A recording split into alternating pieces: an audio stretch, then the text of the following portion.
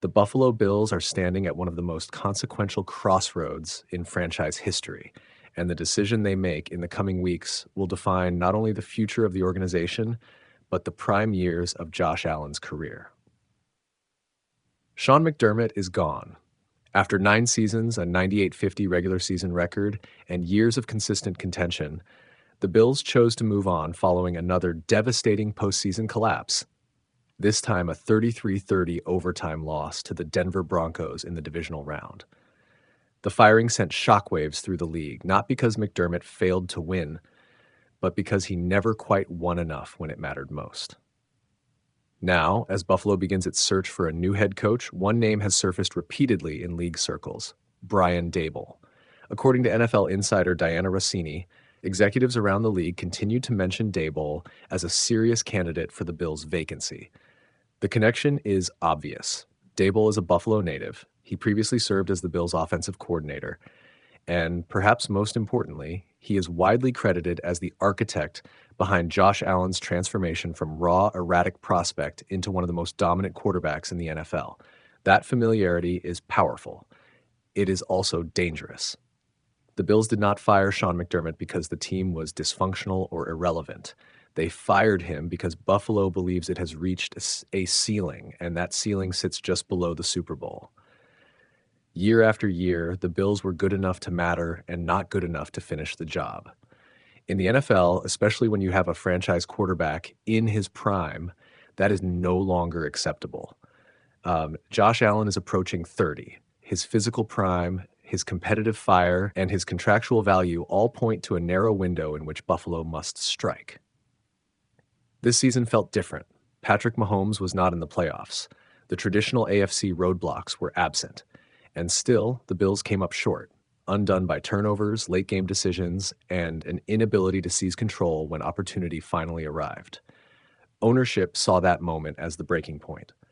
That context makes the Daboll discussion complicated. There is no denying what Brian Daboll accomplished in Buffalo the first time around. When he arrived, Josh Allen was wildly inconsistent. His mechanics were flawed.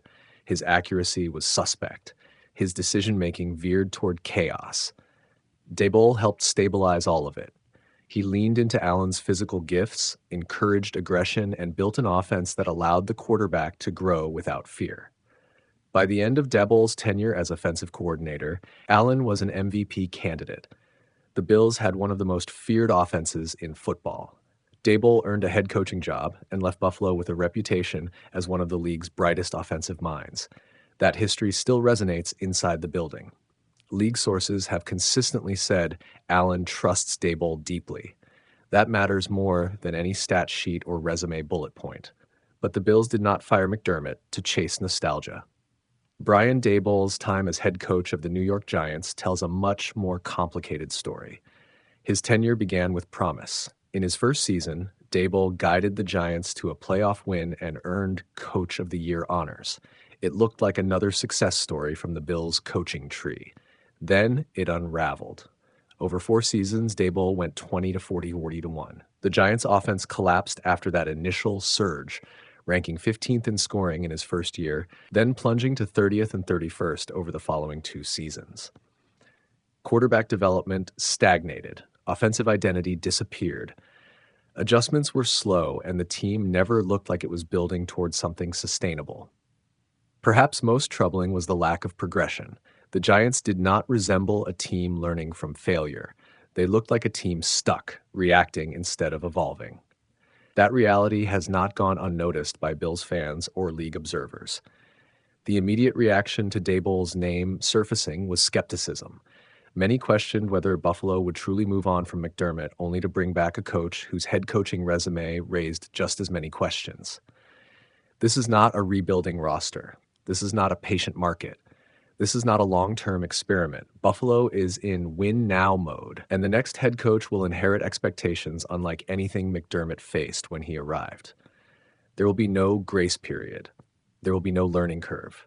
The goal will be singular and immediate: win a Super Bowl. That reality exposes the central tension of the Daboll conversation. Familiarity offers comfort. Comfort does not guarantee progress. The Bills already know what Brian Daboll sounds like in the meeting room. They know how he relates to Allen. They know his offensive philosophy. What they do not know, and what New York never fully answered, is whether Daboll can lead an entire organization through adversity, sustain success over time, and elevate a team beyond the sum of its parts. Those are the traits Buffalo believes it has been missing. Brandon Beane now holds unprecedented power in the organization. Not only did he survive the McDermott firing, he emerged with a promotion to president of football operations. That means the next head coach will be tied directly to Beane's legacy as much as Allen's. This is not just about picking a coach. This is about defining accountability. Keeping Beane while firing McDermott sent a clear message. Leadership believed coaching decisions, structure, and game day execution fell short when the stakes were highest.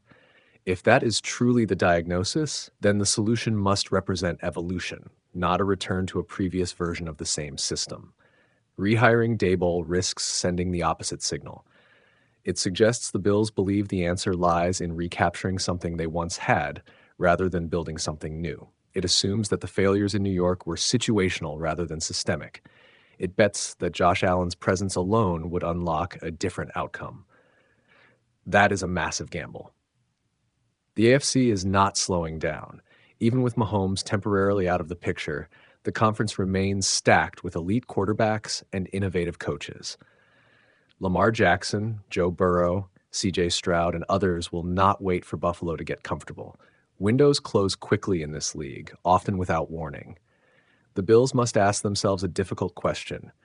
Did they fire Sean McDermott because he could not get them over the hump, or because the organization itself needs a fundamentally different voice?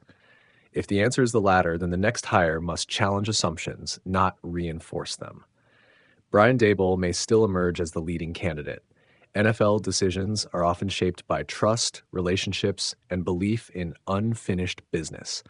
But if Buffalo truly believes the time for half measures is over, then this hire must be bold, forward-thinking, and unafraid of discomfort.